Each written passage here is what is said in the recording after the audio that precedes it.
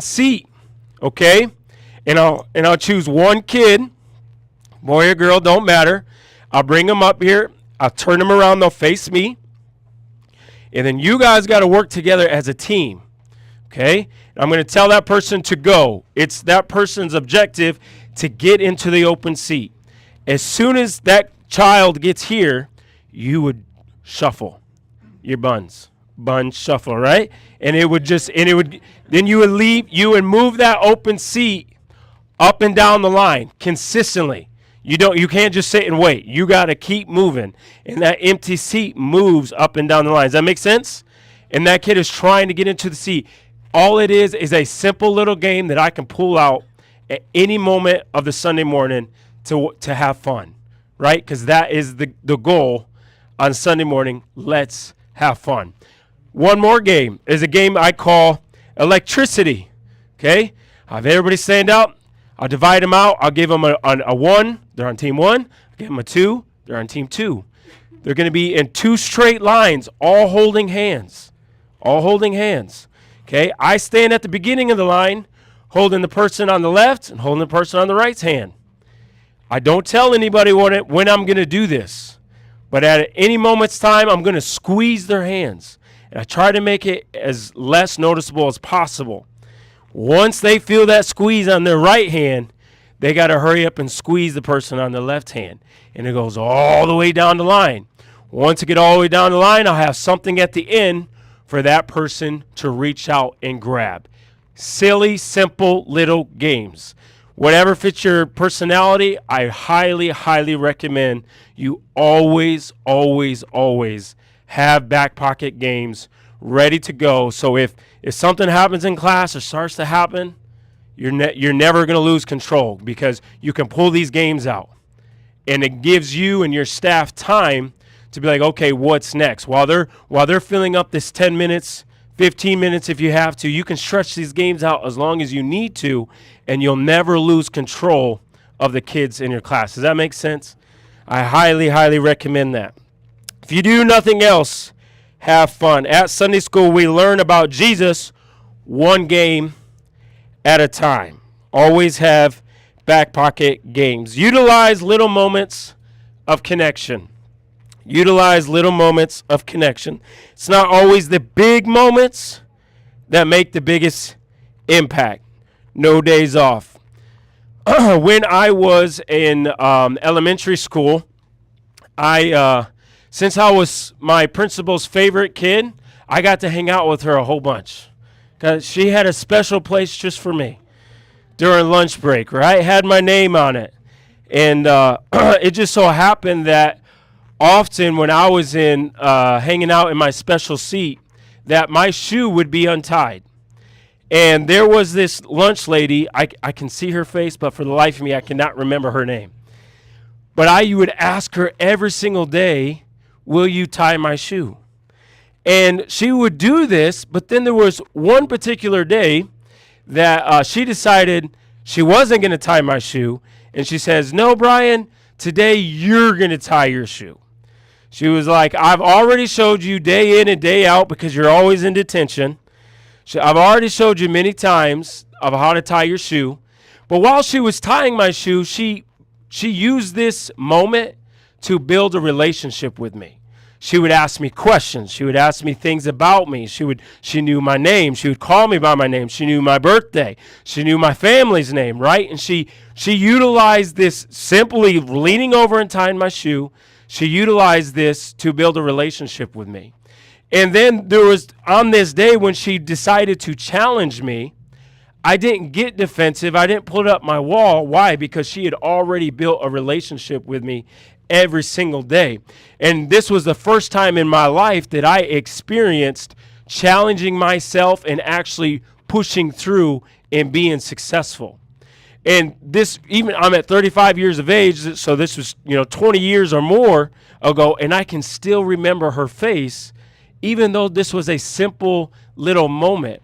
And I think we, as teachers, we want the big moments, but I think if we're being honest, it's these little moments, even in your own lives, that you remember.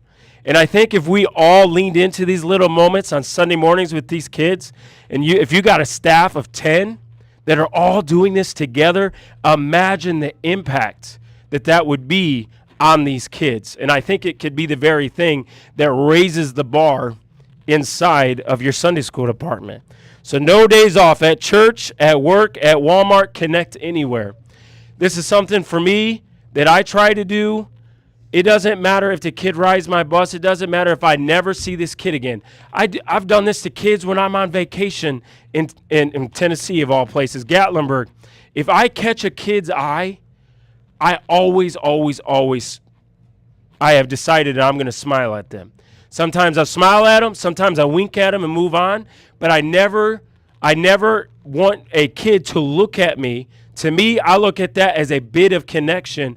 I never want to just look at them and have a straight face. I want to smile. I want to wink at them. And when I have learned that as I have continued to develop this on the inside of me, and it has become a habit, on Sunday morning with these kids, it flows out of me because it's a habit that I strengthen and I work on every single day. I try to always do this, and I take no days off. Why? Because I want it to be who I am. I was asked before, what makes a great Sunday school teacher? My response, a great parent. Anybody that wants to be a great parent, it's going to flow out of you to be a great Sunday school teacher. If you love kids, you're committed to kids, it's going to flow out of you. Do you guys believe that? I truly believe that. Collaborate and unify. Unity doesn't mean being the same. It means being different people who choose to love and work together for God's purpose, giving others space and grace for their strength and their style. When me and my wife first got into Sunday school, I was really, my personality, I'm an extroverted, I have a strong personality, and I would be confused why I was making all my teachers mad.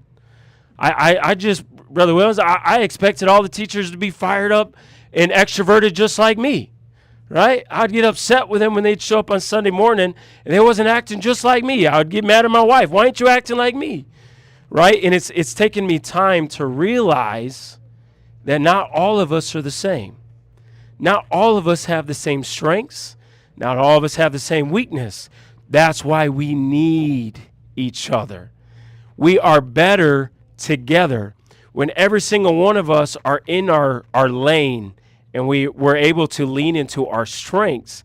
It makes the entire Sunday school department that much better. Now, with that said, and this might be more for my second session, that doesn't mean that I don't want to push myself on my weak sides.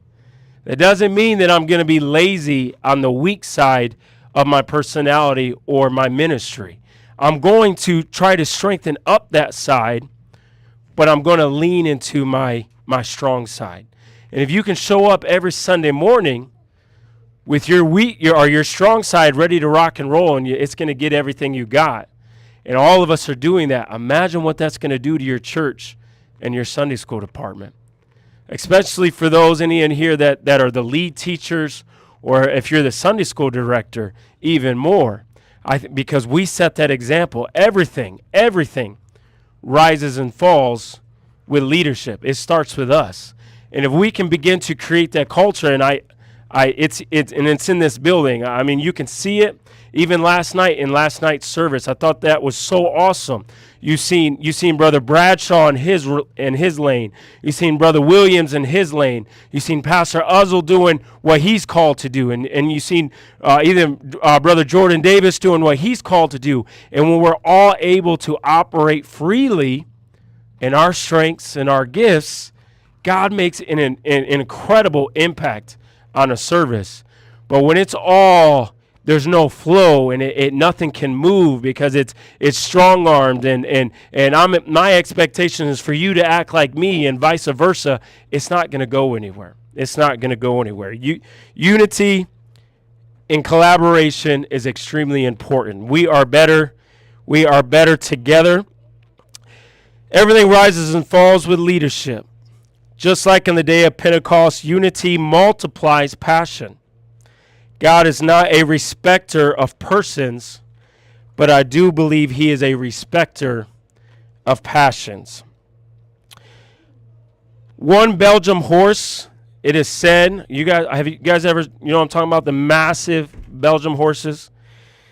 They can pull an astonishing 4,000 pounds by themselves. 4,000 pounds. Two of them can pull 16,000 pounds. But when two horses, they spend time together, they train together, and they trust each other, they can pull 32,000 pounds. And I know this is an incredible example, but I truly believe in leadership and in kids ministry, when we are working together and we're both putting our shoulder to the plow, God reaches down and he multiplies our efforts. When we get out here, I believe that God fills in that cracks and he makes us even that much more effective when we are working together. I have learned that. When I first took over in Sunday school, again, I've already mentioned that I wanted everybody to act like me, and then I would go home every Sunday frustrated because I didn't get the results that Sunday morning that I thought we should have gotten. And the reason why is because I wasn't grabbing the shoulder or putting my plow to the shoulder, putting my shoulder to the plow, so to speak, with everybody else in my Sunday school department, right? I thought I was doing it all on my own, and because I wanted everybody to do it like me, or I wouldn't let them do it because I was afraid they wouldn't do it like me. And guess what? They're not going to do it like me because they're not me, right? Unity is extremely important in kids ministry. Stay true and aligned to the vision of your church and your pastor. It is really, really easy to get our eyes looking on what everybody else is doing. It's really, really easy. I come to these events, and just my personality, I can get inspired really easy. I'm looking for inspiration, which I even have a quote. It's coming. It says, they say inspiration doesn't last, but neither does taking a bath. That's why we must have it daily, right? And I can get inspired really, really easy, but we can come to these events and we can see what's happening here in Union City, and then we can go home and kind of cross our arms and cross our feet and be upset because we don't have this culture back home, right? And that is not what the intent of these seminars even are. It is important that we all align to the vision of your own church and your own pastor. Every pastor is different. Every culture, every demographic, wherever you're located, all that is different.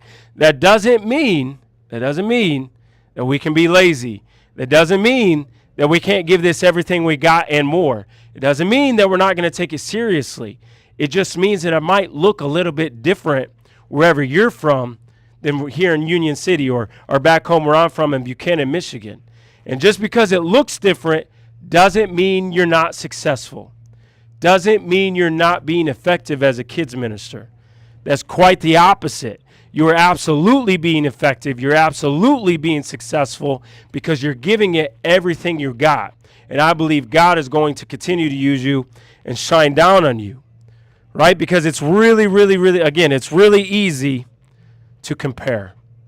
And I'm telling you, I even struggle with that. Even with being in kids ministry all these years, right here in Union City, this is incredible. That service that we were all a part of last night, that was incredible. I would absolutely love to see Super Church back home on that level of anointing and that level of liberty for the Spirit of God to move. And I want to see 15 kids receive the Holy Ghost in one service, right? So, but it's important to align to your own pastor in the vision of your church. Stay inspired. Your circles, hold on, what happened to my timer? Right. Stay inspired. Your circle in your habits. Inspiration doesn't last, but neither does a bath. So you must do it daily. Create a circle that pours into you and helps you grow and pushes you to be better. I have a awesome opportunity. I have Chris Bradshaw, Brother Philip Booker, Brother Gabe Baker, Brother Pelletier that did the puppet show. We are all part of a tight, little knit group, and we get together once a month and we push each other. We set goals. If there's something that we're praying about, I share it with them. They share me with the same things with me. I also have other groups that I have my friend Ryan Blueball in there, Aaron Mead, Donnie Breeden. I have all these men, these great men that have the same passion and burden than I have inside of my life. Because it's really, really hard to wake up every single day feeling on your A game. It's really, really hard to wake up feeling like you're going to conquer the world every single day. Why? Because we're just human, right? We're just human. And it's hard to have that every single day. That is why I have put people and men in my life to help me generate that inspiration, generate that accountability. And it doesn't matter if you're a man or a woman in this room. I honestly believe in the power of accountability. Find you somebody that can help you. Find you somebody in your life that you can put your shoulder up to them, and on the days that maybe you can't pull that 4,000 pounds, you can put your shoulder to them, and they can help you on that day. Because we're all human, and things happen in life. It's going to be really hard to wake up on Sunday morning feeling like you're on your A game if you had kids sick all weekend, or if you got 2 hours of sleep because you had one of your kids puking all night. Or maybe your mom and dad are going through some health crisis that weekend. It's really, really hard to be on your A game every single Sunday morning. But we've already heard from Pastor Uzzle, we can't take any days off.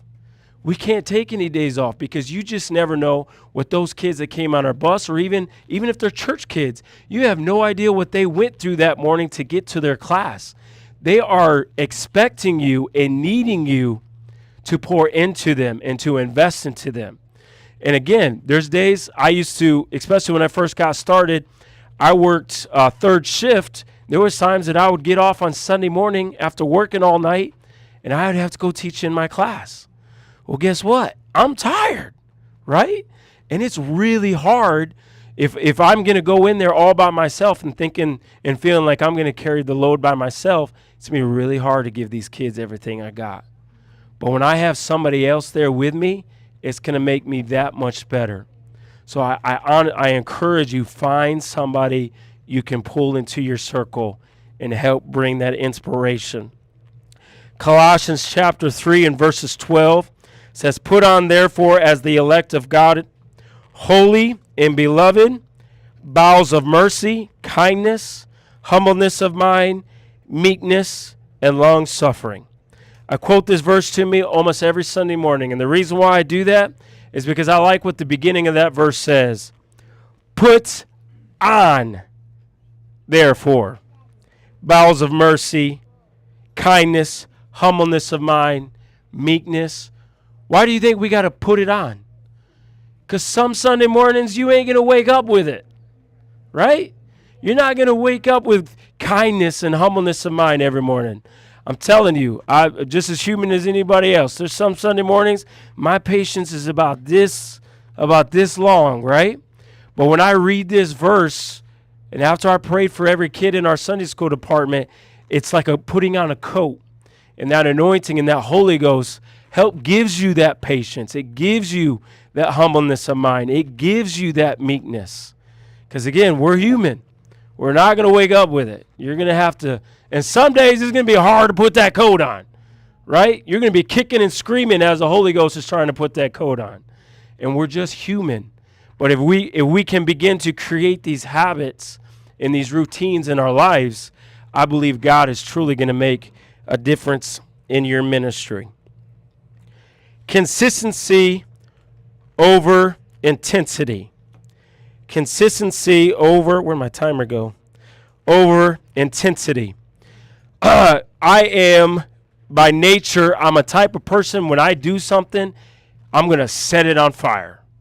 No matter what it is. I have a will to win inside of me. I'm extremely competitive. I don't play to lose. And no matter what it is, it's going to get everything I got.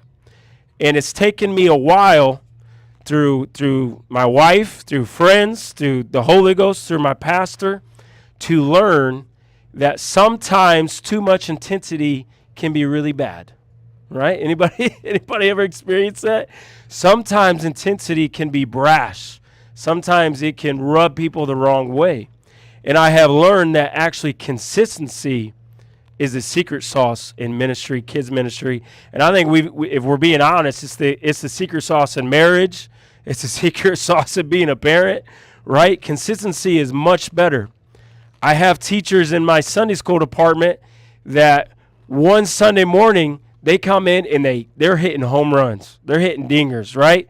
They're coming in, their preparation is top of the line. Their skit that day was awesome. There was an awesome altar call. The connection was there. And then the next 3 Sundays, you're like, what in the world happened?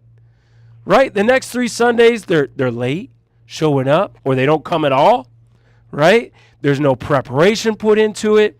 You could tell there was no prayer done into it. And you're like, how in the world can you have one class up here and then another class way down here?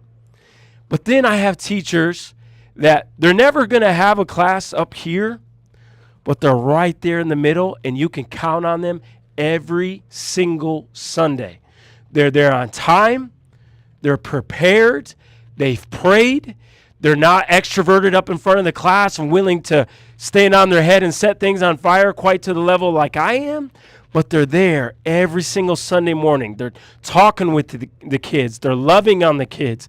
And I'm just being honest, as a Sunday school director, give me that consistency over these crazy high intensity moments and then these really low moments. And I think if you really look at you as a teacher, if you're looking at your class, if you want to know where to start with all this information that you're getting this week, try to find you a place that you can consistently hit every Sunday morning. And if you can do that, then you can add the intensity to it. You can add pushing yourselves out of your comfort zone. But before you can get to that level, find you that average consistency that you know you can hit every single Sunday morning or at midweek service, whenever you do your super churches or kids churches, whatever you call it. Make sure you can get to that consistency. So those codes, the kids know exactly what they're going to get week in and week out. All right? Consistency over intensity. I've already talked about this a little bit already, but the power of a smile. Power of a smile. Look like you want to be there.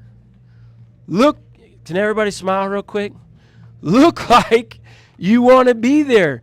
I am amazed how many times I walk into a Sunday school class and I can't determine if that teacher really wants to be there. Right? I mean, it's unbelievable. Like, even if I'm mad, I try to make sure those kids don't know. I mean, there's times they need to know that I'm mad, right?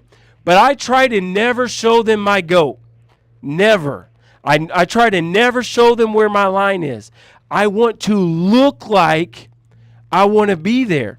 And there's even some psychological impact on this. Even if you're not feeling good, even if you know you don't have your best stuff that day, when you make up in your mind, I am going to smile at these kids for this next hour and a half, 2 hours, 30 minutes, however long you have your kids, make up in your mind, I am going to smile. I am going to laugh. I want to have fun. I want these kids to know that I want to be here. There's no other place in the world that I want to be except right here in this class with them. Right? And I'm telling you, you may feel like your lesson was a bomb. You may have, maybe the object lesson was a pure, a bomb and it didn't go over well. But I promise you, those kids won't even remember it when you've smiled with them, when you've laughed with them, when they knew without a doubt you wanted to be there. That is, My favorite teacher in the world, his name is Anthony Burgoyne. He was my 10, 11-year-old teacher.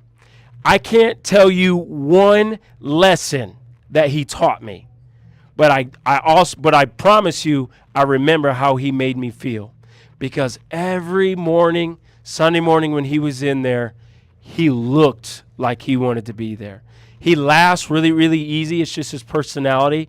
I could tell him the most silly joke in the world, and it's not even that funny, but he laughs at it. And he made me feel really important, because not only did he want to be there, but he looked like he wanted to be there. Break the script in their minds. Break the script in their minds. Our brains constantly create scripts, mental frameworks that help us understand and predict the world that we live in. A script is psychology is like a mental program or template for how we expect events to unfold. It's built from past experiences and observed patterns. Scripts guide our behavior, our decision making, and expectations. Expectations. So this isn't completely directed to this, but I want to share a quick story. On our Sunday mornings, we typically, there's a flow to how we do things. I would imagine you guys are the same way on a Sunday morning, okay? And we wasn't scheduled to have Super Church and be in the gymnasium this particular day. But I was in the mood to break the script. And there was this kid, and if I can give you any advice, especially as you teach, if you can find a leader that is in that class, and that leader could even be somebody that is constantly challenging you and maybe even get in trouble. If you can redirect that energy that they have and use it, I promise you it would change the dynamics inside of your class. And I had one of those kids, and his name was Donovan. And Donovan rode our vans, and I've grew up loving the game of basketball, and he loves basketball, and it's something that we have common ground together. And this particular Sunday morning, again, we wasn't scheduled to be in the gym. We wasn't scheduled to have Super Church. But I bring all the kids, all the Sunday school department out into the gym. And I challenged Donovan that day. I said, Donovan, if you can score 1 point on me, for the rest of the day, we're gonna scrap the rest of the day, and all the kids will get to have fun, free time in the gymnasium for the rest of the day. So obviously the entire Sunday school department is rooting for Donovan to get 1 point on me, right? And I'm telling you, I was giving it my all. I was making sure that it felt real. And I really wanted him to score a point, but again, I wasn't showing the kids my go. I wasn't showing them, my cards, so to speak. And we were playing to 10, and I was up 9-0. Okay, so my next bucket that I made was going to be a win, and all the kids were going to have to go back to their classes and so on and so forth. So I missed my shot. Just being honest with you, I did miss it on purpose. But again, I didn't want it to look real, or I wanted it to look real, so I missed my next shot. And he's got the ball, and I'm guarding him super tight, making sure that this kid can't get around me. And I'm telling you, I tried to stop him from scoring that last bucket. I did not want him to get it. And he stepped back, and he drained a three right in basketball terms, right in my grill. And that place came unglued inside of this gymnasium. And this is an example of breaking that script. That morning, those kids, I'm telling you, you could go probably talk to them today, and they'll remember that memory, because I broke the script that they had put inside of their mind, because it seemed like every Sunday morning, we have kids worship, we do our action songs, we eat snack, we go to our classes, the teacher teaches a lesson, we have games, we get back on the bus, and we go home, right? And there was this script and this pattern that they were used to. But this was an opportunity for me to completely switch that on the inside of their mind. And this was a moment that I was able to connect with some kids, and I'm telling you, call me crazy, but from that moment on, the respect and the relationship between me and Donovan went to a whole new level. The things that I used to deal with Donovan up until that point, they just simply went away. And I can't explain it any other way other than the fact that I was able to twist something on the inside of his mind, and there was a connection made between me and him that I don't think anything else could have done it. And from that point on, he became a friend of mine. He became a leader inside of our Sunday school department. And unfortunately, today he's not coming to our church. His mom was a backslider, and unfortunately, a lot of bitterness was bred into him. But I'm telling you, I do not believe he'll ever forget these little moments that he experienced inside of our Sunday school department. The most impactful people are the ones that break the script and get the crowds of mine off of cruise control and open the trash can theory. Does anybody know, he passed away, James Wayne. Did anybody know James Wayne in kids ministry? Okay. So he has, and I might not say it exactly, but this is my interpretation of his theory. And he had a theory called the trash can lid. And in our church services, kids church, Sunday school, he said kids are like trash cans with lids on the top. And as you are teaching them, whether it's through a game, whether it's through an object lesson, it doesn't really matter. Whether it's through a song, right? As teachers and as leaders, we are waiting for the lid to open. And when the lid opens, we hurry up and we try to get some Jesus inside there. But the problem is they're kids, and their attention spans are like this long, right? And with video games and everything else, it's getting even worse. And so as soon as that lid's open, sometimes if we're too late to get some Jesus in there, guess what's going to happen? Boom. That trash can comes right back down again. And so throughout the morning, that is what we are trying to do in a nutshell right there, is we are waiting to see these kids open up that lid. When that lid is open, hurry up and get some Jesus in there. I just experienced this. I had the opportunity to be the speaker at Brother Booker's camp in California this past year. We seen 24 receive the gift of the Holy Ghost. We seen 26 kids receive the gift of the Holy Ghost. It was incredible 3 days. It changed my life. But I said all that to say this. Brother Keith Zamora from their church, his youngest son, his name is slipping me right now, but this dude is awesome. He's full of tons of energy. But service was going on. It was really, really good. A lot of kids receiving the Holy Ghost. He wanted to be outside playing games. He wanted nothing to do with what was going on in front of the church. He wanted to be outside playing games. And he asked his dad, can I go out and I play games? And his dad said, no, how about we go get the Holy Ghost first, and then you can go play games.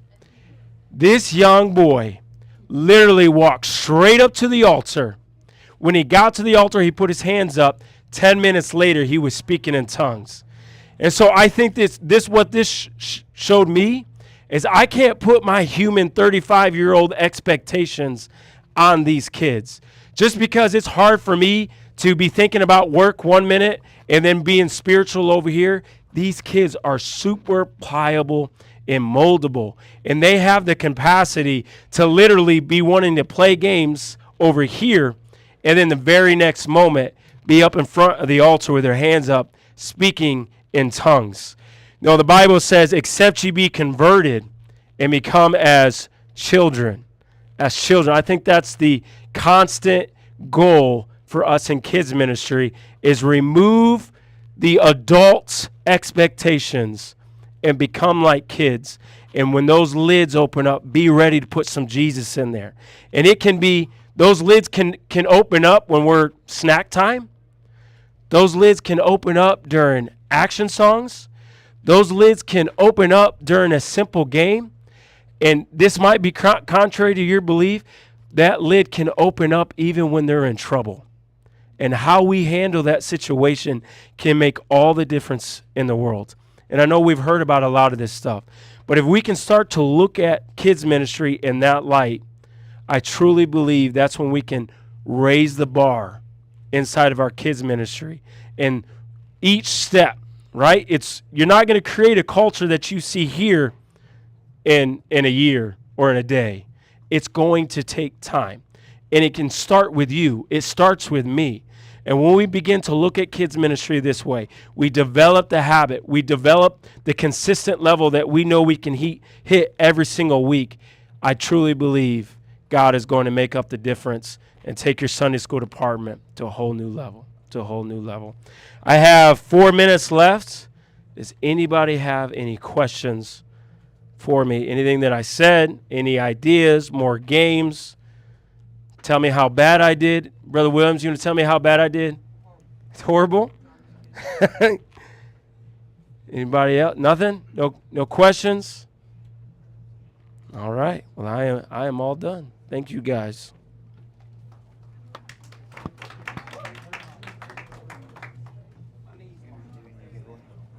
That's my next one.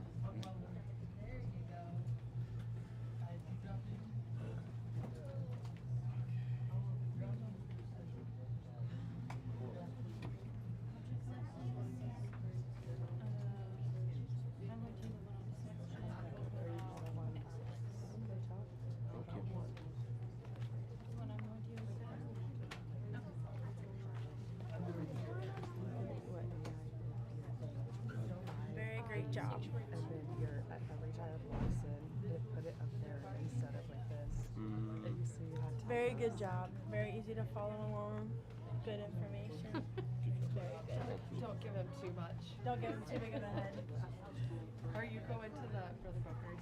Yeah, Yeah, I'm gonna go to me the too. area. Where were you guys? Also, Right before started okay. using like flipping the air. Yeah. I said like people buying for like Christmas, like December thinking. That'd be great. I was literally thinking about that. Really close with y'all. She gets into it.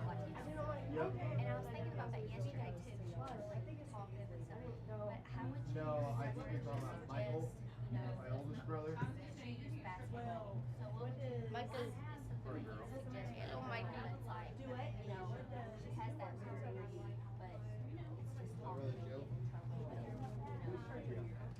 So I will say, You got the wrong church. three boys. There's another side somewhere. When I was dealing with girls, He's like I our tried brother. to make them part of What's my your name? routine. I'm Laura. Nice to meet you. Some Sunday mornings, Okay, but I was they say like, what it helps serve the kids snack. yeah. And if they're, I know, I've heard they about say this. no matter what culture you are, Well, good to know there's now. three questions that in our brain we all Nice to ask, meet no matter you. the age. Am I loved? Am I seen? And do I matter? Those are three questions that all of us psychologically ask. Right? And so I have learned that if I can get these boys or girls, I see them, I ask them to help me right at the beginning of class, I give them some responsibility. It diverts momentarily that energy. I'm not saying it's going to make them perfect the whole day, but it buys me time to come up with another opportunity to utilize her energy. So then I might ask her to serve snack, and then I might ask her to help me with the lesson. Maybe, an example, maybe you're going to do a sword drill that day.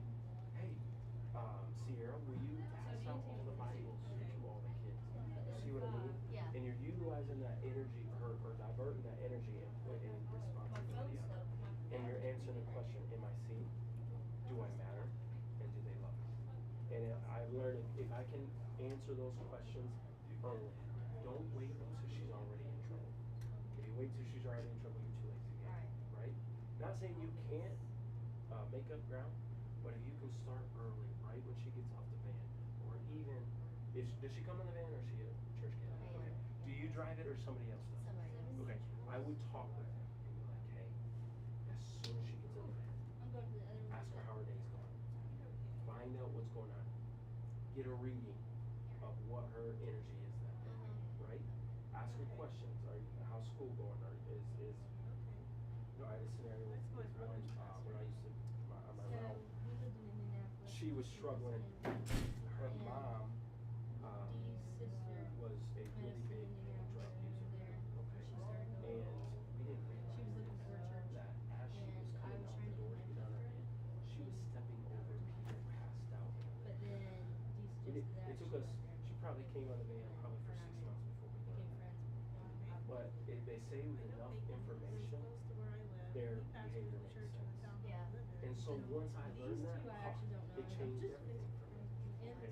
And so what we would do is I would always, either me or somebody else would always sit by her. And what happens is, this isn't like a permanent thing.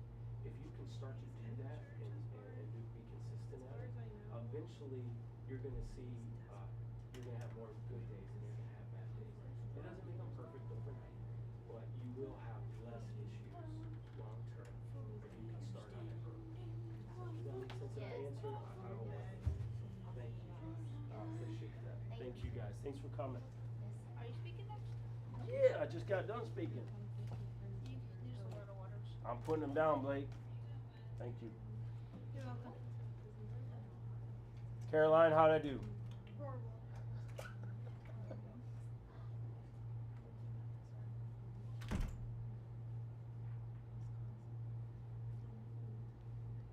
When does this next one start? 2:30. Okay, 3 minutes. You guys ain't sick of hearing me talk yet? I am. I'm going next door. I truly am going next door. I'm not tired of it. If I wasn't speaking in here, I would be next.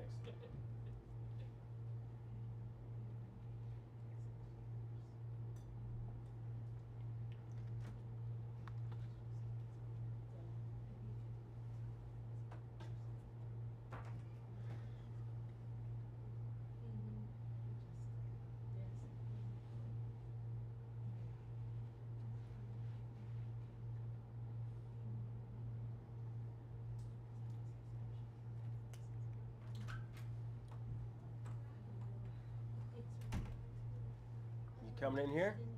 All right. They already have one of those out there. Yeah. We have 6. Two cold ones and 4 not cold ones. Same as here. Hello. I decided to do the ones. You're not sick of hearing me yet?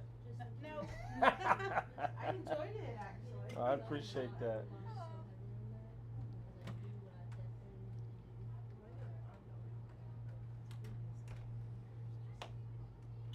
Is this next one 45 minutes too? My word. They think I'm long-winded. This year has been our year of obedience and blessing. And so that we needed to. Where you guys from? Where you from? Lisa, Missouri. Okay. Who's your pastor? Pastor Reeves, Jeff Reeves, Okay. is actually here. Awesome. Awesome. Where you from? Memphis. Memphis? Nevada. Oh, he's one of my favorites. I love Brother Adams. This has been a year. The last 2 years have been a year for growth. I'm from Michigan, but I was born in Tennessee. With I have family in Maryville, Tennessee, right outside of Knoxville.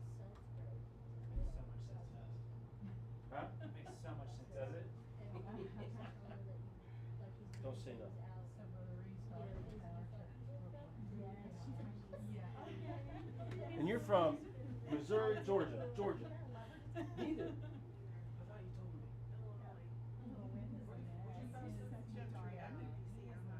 Oh, that's fine. What was your pastor? Jeff Treat. So he's in our toddler class. So yeah. Yeah. Well, I'm but I'm like, I try not to put myself in the classroom unless it's just like an emergency situation. But of course, I'm like on the hall in the classroom, speaking to the kids, and sometimes I'm in their room until. How we doing? Good. All right, it is 2:30. So I don't plan to go 45 minutes, just so you guys know. but you never know. I can get a little long-winded. Creating a culture of pursuing excellence. Set yourself on fire, and they'll come for miles to watch you burn. Be so hungry that others are afraid you might bite them. It starts with me, but it's really, really hard to change myself, so I definitely won't try to change others. Colossians chapter 3, verses 23 through 24. And whatsoever ye do, do it heartily as to the Lord, and not unto men, knowing that the Lord ye shall receive the reward of the inheritance, for ye serve the Lord Christ. Whatsoever means if or in case. Heartily literally means, in the Strong's, it means breath. And as I read this verse and dug into this verse, the Bible is saying whatever you do, do it heartily. It's just like how bad you need your next breath. And I don't know you, but for me, I can't say that I do everything heartily every time I do it, right? That's really hard to do it on the level as your very next breath. Pursue. Webster says to follow in order to overtake, capture, or kill. To strive to gain, seek to attain, or accomplish. To continue to annoy. To continue to annoy, afflict, or trouble. To practice, and to continue to discuss. That's what pursue means. In your handout, I almost put just this simple quote on there. And this is a quote that sits on my desk and that I try to read every day. And everything I do, I try to live by this quote. And it is this: we won't accidentally become the best versions of ourselves, just like we won't accidentally make it to heaven. We won't accidentally become the best versions of ourselves, just like we won't accidentally make it to heaven. God has always been more interested in the transformation process, not perfection. Not perfection. I believe we see this in creation. When God spoke the earth into existence, he didn't speak it into perfection. He spoke it into existence and then began to make changes inside of his creation. And I believe this is a great representation of even us on an individual level. When we are born, or even when we were born again, it didn't automatically make us perfect, brother, right? We still had character flaws. Some of us are really patient, some of us not so patient. Some of us were kind, some of us not so kind. So I've seen people that received the gift of the Holy Ghost and still had some addiction problems that they had to take care of. Right? Even when you're born again, you're not automatically completely perfected. Perfection is a process. It's a transformation. And I truly live this way. Every single day that I wake up, I try to make a commitment that I want to be better than I was yesterday. I truly believe if you want to be the best kids minister, no matter what ministry you do, when you create a habit inside your life of trying to be the best husband that you can be, the best wife that you can be, the best brother, the best sister, it doesn't matter what it is. When you are trying to create this excellence, pursuing excellence on the inside of you, I believe it flows in every little thing that we do, including kids ministry. I said in the first class that I was asked what makes a great teacher. A great parent makes a great Sunday school teacher. When you are committed to these things and you love people and you're trying to be your best and serve them best, it's going to flow into every little thing that we do. It becomes harder to change the older that we get, right? The older we get, we're stuck in our habits. We're stuck in how we do things. We don't want to change. And I deal with, my in-laws they're retired, and And, I try to get him to try new things with me, and he's stubborn. He doesn't want to. He's already got that groove in life and that repetition, right? And it's really, really hard to push yourselves out of that the older that we get. So the secret sauce is what? Start young, right? Start early and creating this idea and this attitude of I want to pursue excellence in everything that I do. This transformation in your, I looked at talking about that we're not born into perfection, that it's a process. You look at us in our adolescent years, biologically, there's a lot of transformation that happens inside of us from a baby up into 18 years of age. And all of that is automatic. It doesn't matter who you are, the color of your skin, where you're from, that transformation happens automatically. And then after that, not a whole lot of transformation happens outside of how many cheeseburgers you eat, and we can go down through the list, right? And so this pursuing excellence and this transformation process that I'm talking about, it must be applied manually. It's got to be a desire, something that you want to do. If you don't want to do it, it's not going to happen. It's not going to automatically happen. I don't care. I've said this, I don't know how many times to different people, even to God when I pray. I don't care how long it takes. I just simply won't quit. I don't care how long it takes for my Sunday school department to reach the level that I see in my mind. I simply won't quit. I don't care. I own a business. I don't know if any of y'all own a business. I started a business 9 years ago, created it from scratch, and I can tell you right now what the vision is, where I'm trying to go, how big I want the business to be. When I close my eyes, I can see it, and I don't care how long it takes to get there. I just simply won't quit. I believe that is truly the only way that we reach things. Every single one of us have a slightly different path. Every single one of us were raised slightly different, and that creates different hurdles that we have to go through in life. But if you just won't quit, eventually you will reach your goal. I truly believe that, because the goal isn't really the destination. Creating a culture like this, if you're not blessed enough to have a Sunday school department like you see here in Union City, yes, that's the goal, but it's the journey getting to that level that is truly the goal, because that is when you really begin to see how God is and how he works, right? And he grows you as a person. Because when I see all of this here, I see some high-level leadership.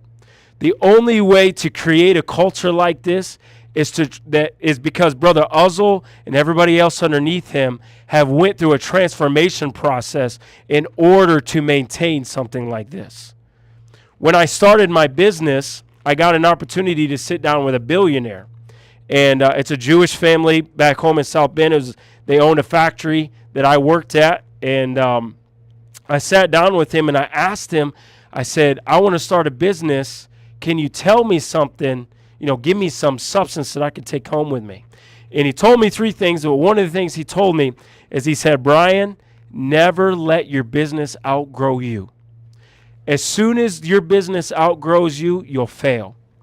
He took over the business from his family, from his dad, and after he took over the business, his best friend also took over his father's business, and they were in a similar industry.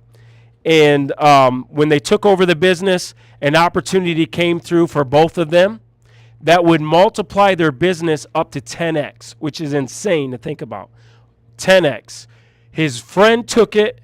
He didn't feel comfortable with it because, again, the lesson he just told me, he didn't feel like he had the capacity as a leader to maintain a business 10x of what he already had. 5 years later, his business was still being consistent, and that other business was going out of business because that leader didn't have the capacity to maintain everything, all that growth that was happening. And even though that's a business and you wouldn't think that it flows into a church, but principles are still principles. Whether the principles are being used in business or the principles are being used inside the church, those principles were God made. and God put those here. And everything still operates on those principles. And so when I see this culture that you see inside this church, that shows some high-level leadership to be able to maintain that and to keep it going and to keep people pushing forward.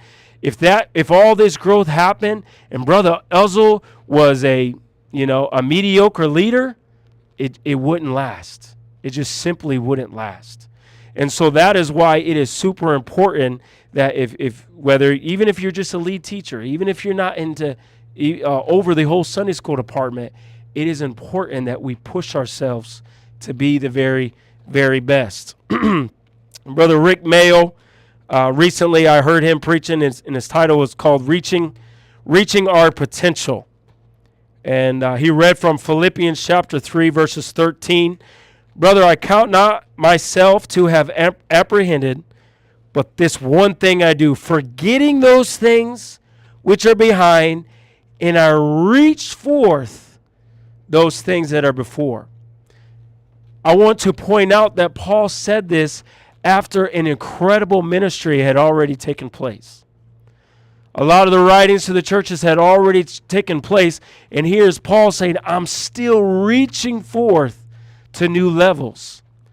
I do not believe, I bet if you were to sit Pastor Uzzle down, his vision has not completely been attained yet.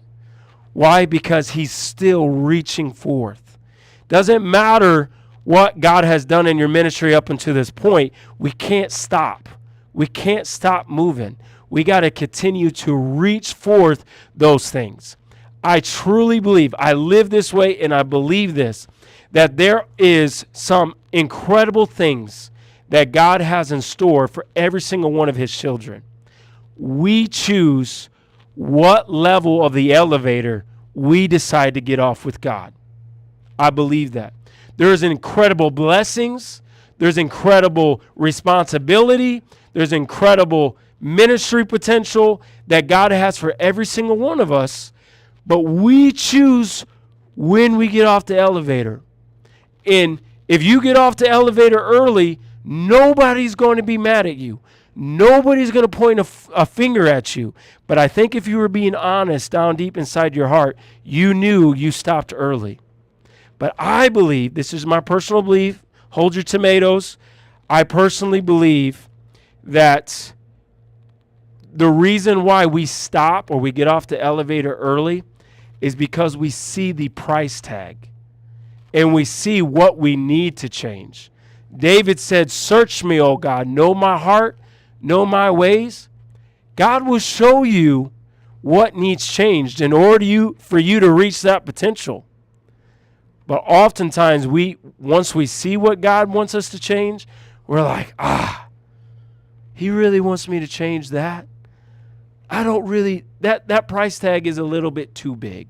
That's a little bit too much work, right? I think we're all being honest. We all know there's things inside of us. I tell my boys, I got 3 boys, I tell them all the time, right? We were all born with things, character flaws, that we have to work on. None of us were born perfect. None of us, right? We all have things. We all have things that rub people the wrong way, that if we're being honest, talking about rubbing people the wrong way. When I was young, I was a hothead. Might be a surprise to some of you, maybe others, maybe not so much, right? And I knew that was something that I had to work on. If I ever truly wanted to do anything for God or get to the level that he's called me to go to, I knew in my heart that I needed to work on that. And it was hard. And it doesn't, once you're a hothead, it doesn't really go away. It's just something that you learn to control that the older, as you age. Proverbs chapter 18:1, through desire, a man having separated himself, seeketh and intermeddleth with all wisdom. Desire does not move the needle. It's the man that separates himself from all other distractions, the man that seeks out all information about that thing and fully dives into putting into practice so that he gains wisdom. This is how the needle is moved. A man who lacks purpose, man or woman, I know I'm using man, but this is applicable no matter who you are. A man who lacks purpose will distract himself with pleasure. Above average. Still got quite a bit of time left. Above average. If everyone is trying to become above average, a culture of excellence will be achieved. In our Sunday school department, well, before that we get that, I'm going to read some statistics real quick. It says 1 in 4 Americans are late for work. 1 out of 4 Americans are late for work. The average person plans the night before. The average person outside of avid readers reads less than 3 books a year. The average person ignores warning signs in their life and even in their marriage. The average person remains a hearer and not a doer. The average person views life through a glass half empty instead of half full. The average person is plagued by a victim mentality.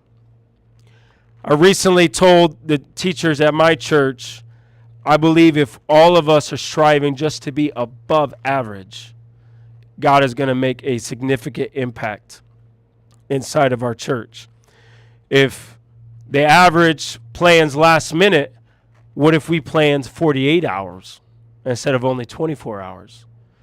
Right? If the average person is 2 minutes late for work, how about we try to be just 2 minutes early?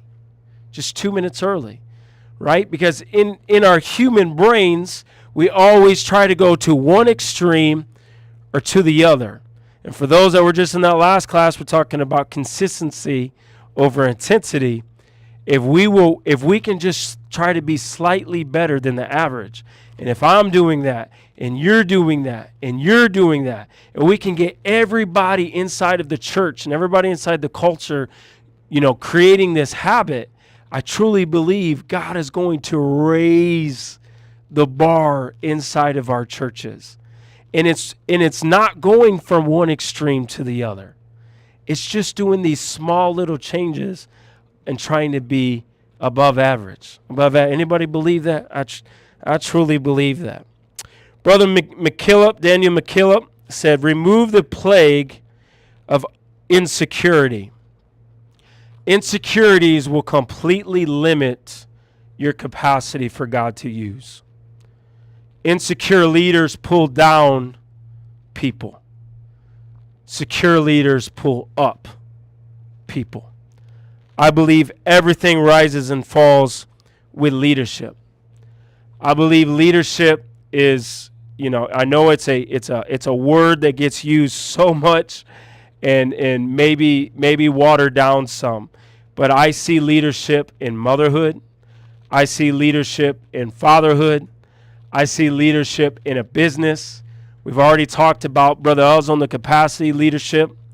I believe everything in life requires leadership, and it rises and falls with that leadership. Inside of me, if I can be transparent with you guys, even to stand in front of you and hold a microphone or even get up in front of all of you guys last night, it took me a long time to get over some insecurities on the inside of my mind. When I was a teenager, them talking about, working with the troubled teens and working with the troubled kids in class, that was me. If you were to go back and tell some of my teachers, Brian Manwarren would be at a training seminar in Union City, Tennessee, talking with other great leaders across, the United States, they wouldn't believe you. They wouldn't believe you. I had a lot of things that I had to get over to get me to this point. God's grace is awesome, and He has helped me. But these insecurities for so long held me back to becoming what God truly wanted me to be. And I had to let go of those. And I have noticed even even when I got my position as a Sunday school director, I could see these insecurities trying to bleed through. And I would see, let's say that you're really, really good at object lessons. And I had did some object lessons and they were a failure, and you did your object lessons and they were awesome, right? And I would go home and I would look internally. I'm like, well, what's wrong with me? Why was his object lessons awesome and then my object lessons were terrible? Or maybe he's awesome at preaching, and then I'm like, man, my message was terrible and his was awesome. Like, what's wrong with me, right? And these insecurities was something that was holding me back. And going back talking about the elevator, God was revealing this thing inside of me, and he was showing me what it's going to take to get to the level that he's called me to go to. I had to be willing to put in the work. I had to be willing to pay the price to get through that. Does that make sense? I had to be willing so I can stay on that elevator and continue to go up. One of my favorite books titled Never Eat Alone. Human ambition is like a Japanese carp, if anybody knows what they are. They grow to the size of their environment. Our achievements grow according to the size of our dreams in the degree to which we are in touch with our mission. Whether I am the director of a children's department or not, I will operate and think like a leader.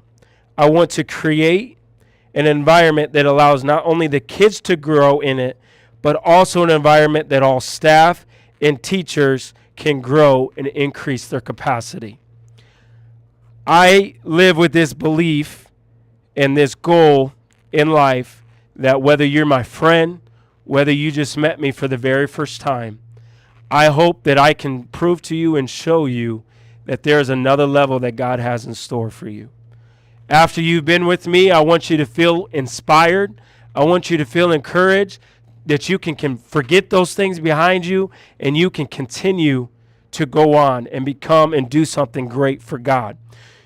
As I don't care if you're 6 years old or 46 years old, I love you and I want to see God do incredible things with you and through you, right? And I want to create this culture inside of my Sunday school department. Even if I wasn't a leader, there's a great book titled How to Lead When You're Not in Charge, right? Even if I wasn't the leader of my Sunday school department, I'm going to make up my mind to myself that I am going to be the best lead teacher that I can be.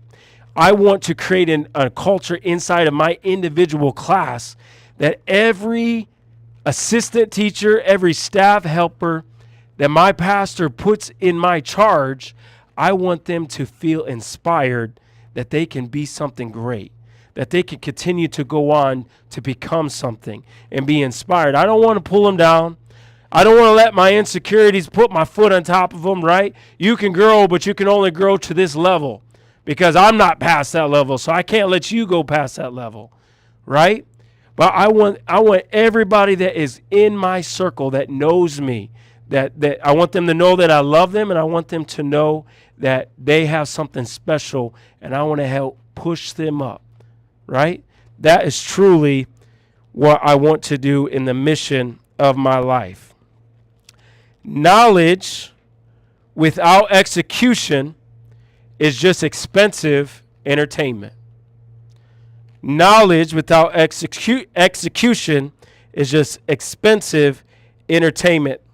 These last 2 days, we have been, oh my word, it's really hard to absorb every little thing that is said over these last 2 days. But I promise you, if you can pick 3, 4, maybe even 5 things that you want to go home and implement right now, right away, it will make all the difference in the world. Don't wait. Because what happens is we can come here, we can be easily inspired, we get all this information. If you go home and try to implement all of it at once, you're going to feel super overwhelmed. And it's just not going to work. But if you can pick a few things that really stood out to you, if you can pick out a few things that fit the culture of your church and your staff, So went to Summit. Have any of you guys ever been to Summit in Tennessee? Anybody there? In the kids department? You've been over there? Incredible. If you've never experienced that, I highly recommend you go into Summit, the WPF Summit. It's not going to be in Tennessee next year. It's going to be all the way down in Texas. But Brother Baker, Brother Booker, Brother Bradshaw, myself, the Breedens, the Stenders, we all do a huge, massive kids service down there. And I remember going to it for the very first time. And I remember the last night I was standing up at the altar and I was weeping. And I told my wife when I got in the car, I said, I want to create this back home in Michigan. I don't care how long it takes, but eventually we're going to get there. But the last thing that I want to do is take that and then put unrealistic expectation on everybody back at home, right? Because not everybody's coming home with that same inspiration and fire, right? There's some people still dealing with sick parents, sick kids, and then let's just be honest, some staff that you probably deal with are only there because the pastor asked them, right? And that's okay. But the last thing you want to do is put that unrealistic expectation on them. But keep that vision on the inside of your mind. Everything that you've heard, right? Every single one of us are a little different. So there could have been something that Brother Booker says that really struck a chord. There could have been something that Brother Stender said that really struck a chord, or Brother Ozzo that really struck a chord, or myself that really struck a chord. Hold on to that and go home and try to implement these things one at a time, right? And that is truly how we pursue excellence. Don't go home and just sit on it. Don't go home and expect somebody else to catch the vision. And I say this because I've been victim to this. I could go home and get frustrated because somebody else doesn't have the same fire that I have, right? And I'm expecting them to do something like I'm doing it, and nobody's catching the vision. But I learned that if I can stay consistent and everybody else is watching me, and they see me showing up early, I'm showing up prepared, I've showed up and I was in the prayer room early that Sunday morning, right? And when I can do that consistently and the people see that, I believe that our greatest example, whether young or old, whether you got grandkids, whether you still have kids at home, it doesn't really matter. My greatest testimony is my boys. They see it through my boys, right? I can get up in front of you guys, say, oh, we need to pray, 30 minutes before church. But when all the teachers show up to church and they see me and my boys in there praying before church, that begins to get inside the minds of all the teachers. And when I've done that consistently, I have seen the bar just slowly but surely continue to be raised inside of our Sunday school department. It starts with me. It's got to start with somebody, right? So it might as well be you. And talking about pursuing excellence, even, and I know I flip-flop from business to parenting, and I hope you guys don't, I'm not the authority on all this. I'm just sharing with you how I live my life. And I also try to be the best husband that I can be, right? I want to push myself to be the best husband that I can be. I try to be there for my friends. If they need me, I want to be there. I try to be real. I try to be a strong friend to them.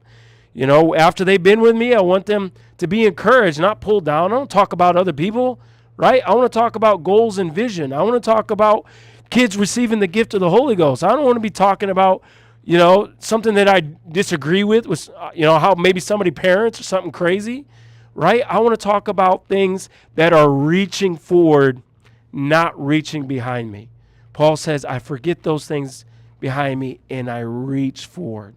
If I have two journals here.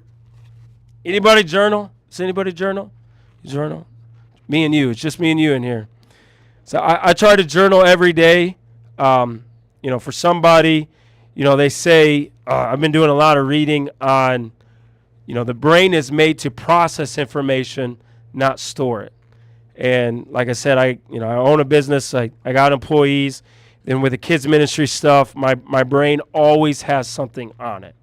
And I have learned that if I can get the stuff off of here and on here, it allows my creative muscle to be much, much better. If you hold everything here, you hold all the stress here, it's hard to get that creativity going for kids ministry and youth ministry.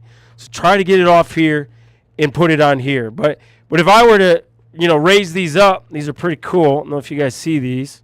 Got one for a lady and one for a guy. If I were to raise this up and say who wants this, probably there might be somebody that raises their hand, but nobody's going to get up here and rush after it, right? If I was going to put this up here and say, does anybody want this? I doubt Dylan's going to jump and race you up here to grab this journal. And I said that to say this, that everything that I said, all those dreams and all those visions that God has placed inside your mind and heart, you can raise your hand and say, I want it, all you want. You can raise your hand and say, I have desire, all you want. But I have learned that the only way that I'm ever going to get to those dreams and vision is I have to get up and go get it. I have to go get it. Every single day that I wake up, I have to stay committed. I try to start off with journal and prayer. Why? Because I got to get my mind right. Because I talked about this in the last session about putting on. I don't wake up every single day feeling like giving it my best. Some days I wake up grumpy. I don't feel like trying to pass out a church card that day. I don't feel like going, I own a carpet cleaning business. Some days I don't feel like dealing with problems and customers that day, right? I have to get up, get things on paper, pray. God rekindles that burden and that fire on the inside of me towards what he's called me to be. And I'm telling you, he consistently shows me the things that are getting in the way, keeping me from reaching that top level. Because I'm on this elevator, and I have decided that I want to ride this thing to the very top. I don't want to get off early. God, reveal to me what's in the way. If there is something, because I believe it all affects one another. If I am being a terrible husband, I am not going to be a good kids minister. If I'm being a terrible dad, I'm not going to be a good kids minister. If I'm being, Dylan right here is one of my friends. If I'm not being a good friend to him, I'm not going to be a good preacher. It all affects one another. And I want to be the very best that I can be. Anybody want a journal? Huh? Sis? So I wrote on the inside of here, if you open it up, it says CMC 2025, and it says, we believe in you. You want the other one too? All right. So I'm early. I didn't think I could go 45 minutes. I hope that I wasn't, I don't want to be brash. I don't want to be too, and I'm not saying that you have to live like me. I just wanted to share with you guys how I live my life and the experiences that I've been through. And I've been able to see some incredible things through my business, through my family. My family's here, through my ministry, and I don't believe God's done. And I don't think God's done with you either. I believe that you can get back on. Even if you've gotten off the elevator, I encourage you to get back on it. Ride it to the top. And as God reveals to you those things that need to be taken care of, I'll pay full price. There's no discounts in this thing, no coupons, right? We got to pay full price. Is there any questions? I know this isn't really a session for question, but any topics? Yeah. I didn't have a question, but just thinking about how you stressed how everybody's different that you work with, and everybody has their own style and their unique differences. And I know I'm very A-type. Okay. So, but you're working with people and everybody has their own deal. So what I feel has helped is some people aren't the most organized, or the people that have things Right. in a certain manner and all. So I think it's helped to have some systems in place to kind of help people who, oh yeah, where's this, where's that, just to kind of Absolutely. to make it, you know, like Absolutely. everybody has this organizer with their lessons and they've already copied their papers. And that Yes. way anybody who walks in, it's like, okay, I don't have to try to figure all these things out because the system is set up for me to Right. do above average or to, Right. you know, Right. to do well. Yeah. So any way you could do that, it really helps. Yeah. You know, Love that. I mean, then they don't feel like they're failing because they already have a system in place to help them. Yes. So I appreciate that. And you just stirred my mind. So something that I am going to try to implement exactly what you just said is we used to do, does anybody in here do individual classes? You know, each age group? Okay. So we have done that traditionally since before I was born at this church. And we are going to go to only 2 classes. And so you're going to have 2 through 5 together, and then we're going to do 6 through 11 together. And because what I saw, again, is there were teachers that their preparation would feel overwhelming when they had, because we utilized the ACTS curriculum, they would have a really good game that week, but their object lesson, maybe they struggle with it. They wasn't able to put a lot of preparation into it, and so you'd have this up and down inside the class. And so we experimented and we put all of us into the same class, and we went through the segments just like we did in the church service last night. And it has been monumental for my teachers. Even the teachers that are introverted and don't like to be in front of people, when I gave them just one little job to do in that service, it has set them on fire. They don't feel like they're putting their shoulder to the weight all by themselves. They got all of us teachers in there, each one of us taking a different part of the service. And, you know, I know this is a business term, but we're putting out a much better product overall. Because I don't know if everybody in here does bus ministry. I've been a part of bus ministry since I was 15. And what we had is our bus numbers would shoot up when our teachers were doing really, really good and classes were fun and you know, a good time. And then when teachers start to dip on their preparation, you literally can see the numbers start to drop. And so I'm hoping this transition allows a much more consistent, high-level overall product on Sunday morning. And the teachers, it creates unity. We're all carrying the weight together. We're all praying for each other. It also has, I also use WhatsApp group text with all my teachers. And, you know, it's creating more, you know, used to they wouldn't say a whole lot. It was just me talking to myself in this whole group. Whereas now, once we started talking about making this transition, they're much more apt to, you know, suggest things and put things in the group text. And so I really appreciate you mentioning that. Is it anybody else? Anybody book readers? Anybody read books? Like, you know, awesome. I think reading is one of the secret sauces in life. I really do. I hated school, but I love reading. You know, it gives me an opportunity to learn from people that are already doing what I want to do. You know, they say that one of the secrets in life is duplicating or copycatting, right? That's okay. If somebody's doing something that you like, copycat them. You know what I mean? And just run with it. I truly believe you could create a Sunday school department just like they're doing, and if it fits the culture of your teacher and all your teachers are on board, it's going to work. It's going to work. I did the same thing in my business. I didn't go out and recreate an idea and try to create something that's never been created, right? I found a mentor. He's in New York that's doing exactly what I want to do. He didn't even know who I was. I private messaged him through Facebook, and I said, "Hey, Steve, I love your business model. Can I buy you lunch in 30 minutes of your time?" Told me yes. We hooked up. Told him what I wanted to do.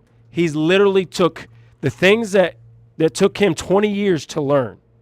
He's literally turned around and just poured them into me for absolutely nothing. Didn't cost me nothing, right? 30 minutes and a lunch, right? And I've actually built my business that way.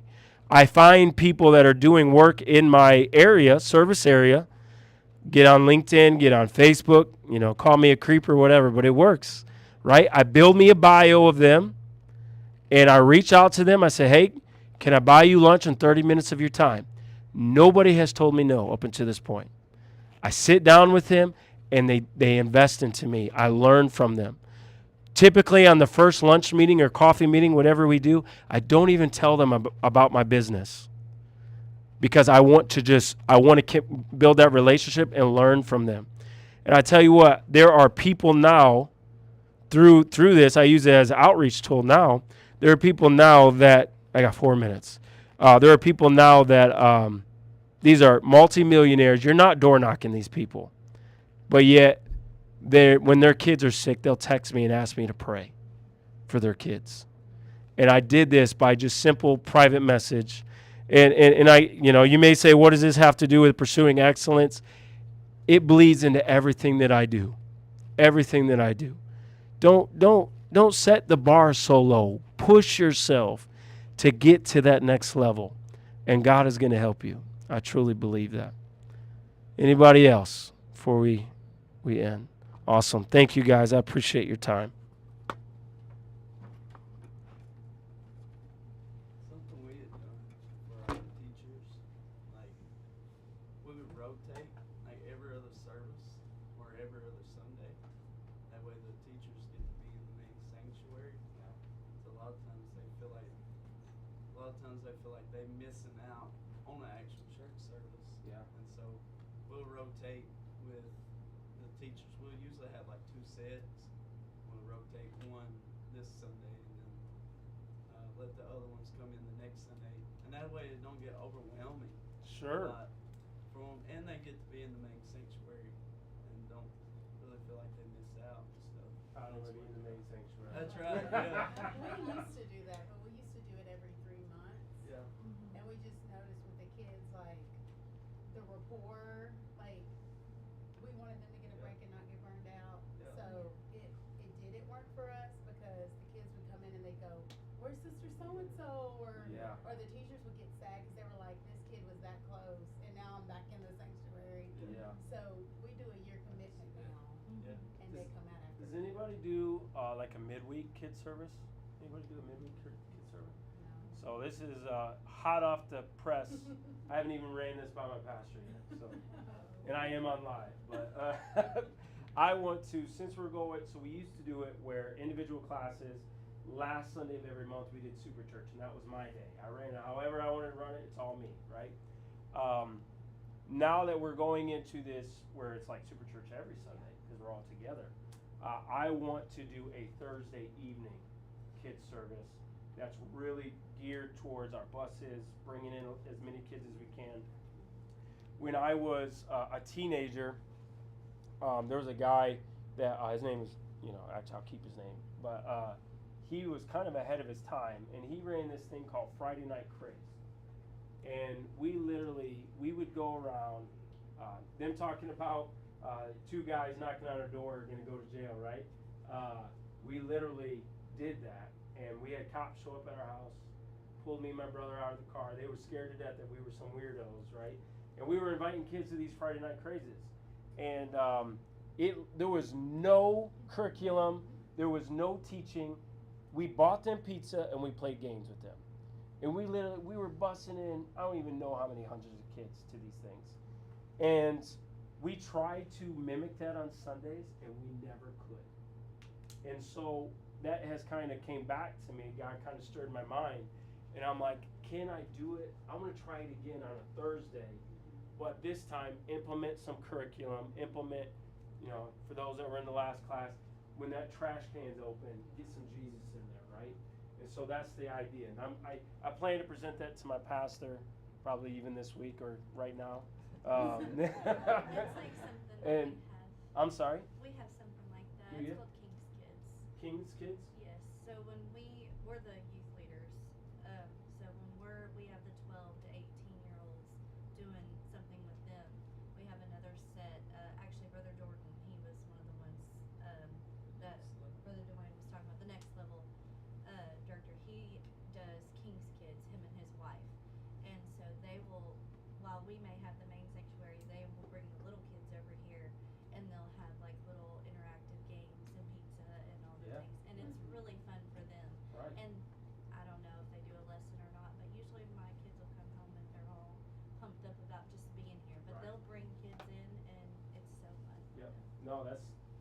idea. You know, even if, again, I don't want to repeat myself or talk in circles, but like I'm like, even if we had like we do it three of the Thursdays that month, it was all fun and there was not a whole lot of curriculum. And maybe on that very last one, we're like, okay, teachers, we're gonna pray and fast this week, and when we show up on Thursday night, we're gonna have church, right? But then, as long as those kids know that we've already had fun with them, they're gonna be ready to have church more on Thursday versus all of a sudden we start a Thursday evening service and we try to come at them and you know what I mean? I try to, every relationship is give and take, and I try to give to the kids some fun, so then when I want them to be serious, they already know we're gonna have fun, so they're more willing to lock in with me. Does that make sense? So, I love that. Thank you. Anybody else? You got anything, Caroline? Nothing? Dylan, got anything? Sis? You don't got no words of wisdom to give me? No. One thing that we have done in our church, we have traditional Sunday school every Sunday, and then the last Sunday we do kids church, and our kids church is in our prayer room. And I have taken, we have a smaller group of kids, but every child's name is on a chair, and we put an empty piece of tape to represent the increase. Well, since we've done that, we've been getting 3 kids. That is awesome. that That's a is really cool cool. idea. And I told the leadership that prays before service, like if you find a chair, the chair you sit in has a kid's name, you know, say an extra prayer for them. You know, That is really because cool. We meet 30 minutes before regular pre-service prayer for kids, for prayer just for the kids. And then on our Tuesday night prayer, there's a few of us that meet 30 minutes before for focused prayer just for the kids. And we've seen increase in our kids. Yeah. Wow, that's cool. Not just the number of kids, but the kids growing. You got anything you to share? No? We're No. just now starting out. Well, good deal. Thank you guys. I appreciate your time. Not everybody wants to listen to me. The ones that want to were here. Yeah, you sat through both of them. I did. Yes, so did you. Bless your souls. Have you guys started the super church format yet, or you're going, No, we haven't yet. Currently, we're still doing, The individual classes? yeah, then the super church the last Sunday. We're planning on doing ours, cause our building, which is actually our school building, but it's gonna be the building that the super church is gonna be in too. We're gonna start in January. We're Okay. gonna make a big deal about the Yeah. new year. Yeah. So that's our plan Love right it. now. So we're trying to figure out the Where you logistics. from again? Memphis. Memphis, that's right. Yeah. So we're trying to figure out what that's gonna look like.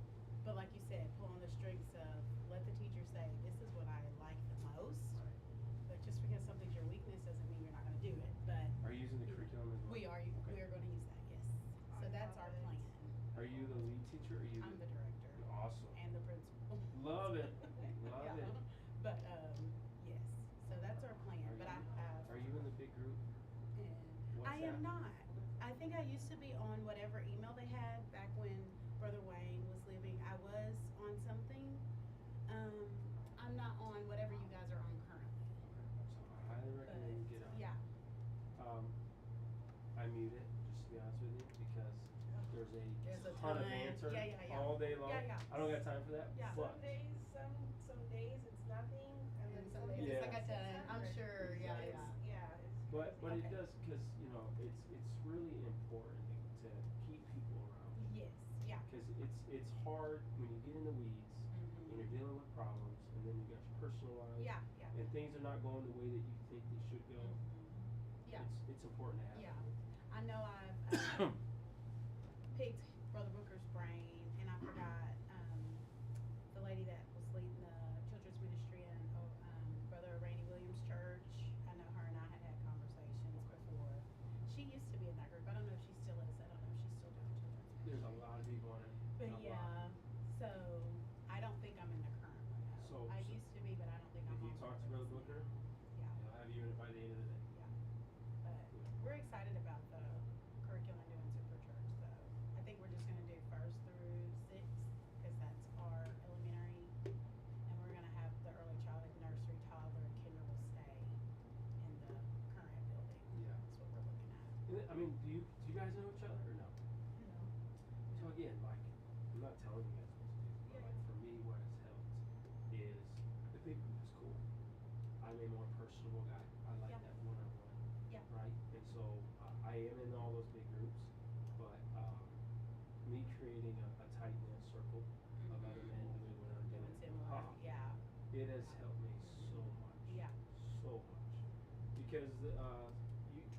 somebody that can talk you off the edge sometimes. I'm usually that person. I have some Sunday school teachers that are so dynamic, and I'm like, that is awesome, but how are we not going to flood the Sunday school room if you do that? Like, Exactly. But yes, Exactly. yes, I You totally know, and it's understand that. and then my ideas sometimes can be extreme. Yeah. So I need those people Yes, that to temper rein me you back in. down. You know what I mean? Yeah. I walked him here. He was looking for you in the park. You looking for me? Well, Can I ask both of you, since you both sat through it? This is my first time ever doing any of this. I recorded Was I both of bored? them, on an No, audio. no, it was good. Awesome. Was it good? Yeah. Okay, fine. Yeah. I mean, be honest with Yeah. me. Yes. Yeah. Very Copying beneficial. some of your things for my morning manna. Yeah. Because the leadership has like every Sunday morning we have to do like a little 5-minute talk of whatever. So Yeah. It's very beneficial. Yeah. I appreciate Yeah. that. And something else that's really cool that I stole from the Booker is they do a staff meeting before Sunday school starts every day or every Sunday. He asks all of us to shoot a 6-minute video that encourages and inspires the staff. He plays that every Sunday morning. A new person every Sunday morning. I haven't implemented that yet, but eventually. Yeah.